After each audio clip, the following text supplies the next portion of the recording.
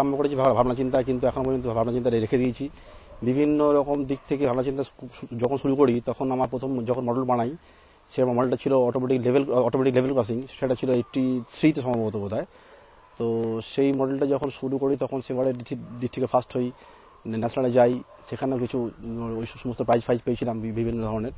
তারপরে 85-এ আবার automatic railway system করেছিলাম, সেটা যখন যখন চলে তখন সেই অবস্থাতেই আমি বিভিন্ন জায়গায় প্রাইজ পাই, সেবারও ডিস্ট্রিক্টে সেকেন্ড হয়েছিলাম।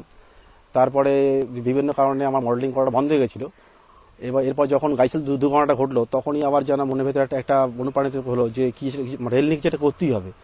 তো সেই রেল নিয়ে যখন শুরু করলাম, তখন আবার এই মডেলটা আরম্ভ করলাম, যে automatic double door platform and third line signal system আর কি।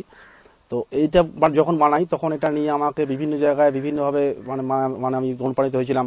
আমাকে বিভিন্ন লোক বলেছিল যে এটা নিয়ে পেটেন্ট অ্যাপ্লাই করার জন্য, কিন্তু পেটেন্ট অফিসে গিয়ে দেখি যে যেখানে যা চার্জ পেটেন্ট অফিসের, সেই চার্জটা আমার পক্ষে দেওয়া সম্ভব নয়। তো এরপরে বিভিন্ন মন্ত্রী মহলে দৌড়দৌড়ি করি, বাসুদেব বাবুর সঙ্গে যোগাযোগ করি দিল্লিতে গিয়ে। উনি মডেলটা দেখেছেন এবং মডেলটা দেখার পর বলেছিলেন যে ভালো হয়েছে, খুব সুন্দর হয়েছে, এটা যদি রেলে অ্যাপ্রুভ করানো যায় খুব ভালো হয়। কিন্তু আমাকে উনি আশ্বাস দিয়েও কিছু করেননি।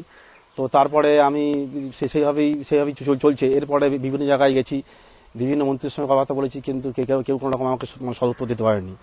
তো আবার নতুন করে আমি একটা মডেল শুরু করেছি, যেটা নিয়ে ভাবছি যে কীভাবে রেলের যাত্রীদের সুরক্ষা দেওয়া যায়, এবং এই যে বিভিন্ন বিস্ফোরণ সমস্ত হচ্ছে, এই বিভিন্ন বিস্ফোরণ থেকে কীভাবে রেলকে বাঁচানো যায়, সেভাবে একটা কাজ আরম্ভ করেছি। রেলটা হ্যাঁ, রেলটা আসলে কি, রেলটাকে আমি এমনভাবে মানে মনের ভেতরে নিয়ে নিয়েছি, হ্যাঁ এমনভাবে ভালোবেসে ফেলেছি যে 82 সাল থেকে আজ 2010 পর্যন্ত, এখনো পর্যন্ত আমি কিন্তু রেল নিয়ে ভাবনা চিন্তা করে যাচ্ছি।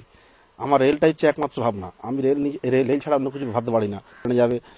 যাবে কি, যখন ট্রেনগুলো যখন চলবে একই লাইনে, তখন তো যেভাবে সিগন্যালিং সিস্টেম করা আছে, মুখোমুখি চললেও কোনো অ্যাক্সিডেন্টের সম্ভাবনা নেই।